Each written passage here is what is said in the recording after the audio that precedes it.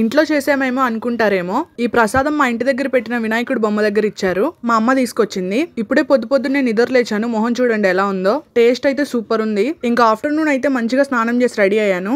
ఎందుకంటే వినాయకుడి దగ్గర భోజనానికి వెళ్తున్నా కాబట్టి. ఇది వచ్చేసి మా ఇంటి బ్యాక్ సైడ్ అన్నమాట. వినాయకుడు చూడండి ఎంత కలగా ఉన్నాడో. ఇంకా భోజనాల దగ్గరికి అయితే వచ్చేసాము. జనాలు అయితే మామూలుగా లేరు. ఫుడ్ గురించి చెప్పాలంటే అసలు మాటలు లేవు, అంత బాగుంది.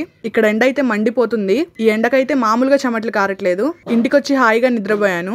ఇంకా ఈవినింగ్ అయితే ఎప్పుడూ లేనిది కాఫీ తాగాలనిపించింది ఈ రోజు. సారీ ఈ రోజు కాదు, ఇది నిన్నటి వీడియో. నాకు ఎక్కువ టీయే అలవాటు, కాఫీ అసలు తాగను. బట్ ఎందుకో ఈ రోజు కాఫీయే తాగాలనిపించింది. నా మొహం చూసి దడుచుకోకండి, నిద్రపోయి లెగిస్తే అంతే ఉంటది. ఇంకా కాఫీ తాగిన తర్వాత మా అమ్మ నాకు ఒక పని చెప్పింది.